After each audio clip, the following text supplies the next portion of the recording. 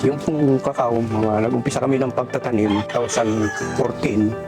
Nakita ko yung tinanim ng asawa ko na nagbubunga na.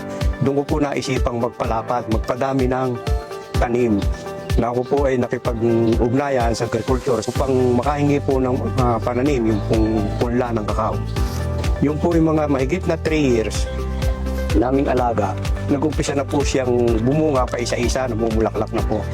Hanggang sa nagtayo po kami ng San Juan Cacao Growers Association. Kaya marami pong mga magsasaka, lalo na po sa yung medyo dahilig sa pabundok, pang bigyan ng mga pananim. Tinuruan po namin ang aming mga kasapi na magtanim ng kakao. At yung po ay naging matagumpay. Marami pong kasamahan namin ang nagkaroon din ng extra income.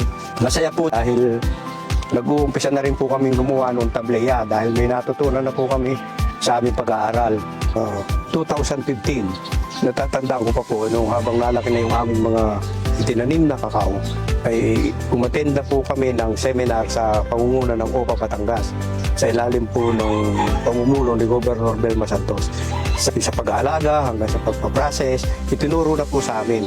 At kami po ay mga dumalo, ilang po kaming taga-San Juan na dumalo roon. Kaya po yun, talagang niyakap po na yung natutunan namin doon, unang-una po ako, na isa buhay para po ito'y ekstrang kita ng isang magsasaka. Yun naman po mga suporta ng pag-agriculture mula po sa Kapitolyo, yung po na may nakakarating sa aming mga magkakakaw. Nabibigyan po kami ng mga pruning sheet at iba pa. Kami po ay nakakapag-supply doon sa Pandi Americana na sa loob po ng isang buwan ay 60 kilos. Tuloy-tuloy po yun namin sinusupplyan linggo-linggo. Ako po si Caroli ay lubos na nagpapasalamat sa ating mahal na Gobernador Belma Santos at mahal niya ang sektor ng agrikultura at kami mga magsasaka ng kakao ay malaki kong pasasalamat at naalaala niya ang sektor ng agrikultura, lalo na po ang magkakakao. Salamat po.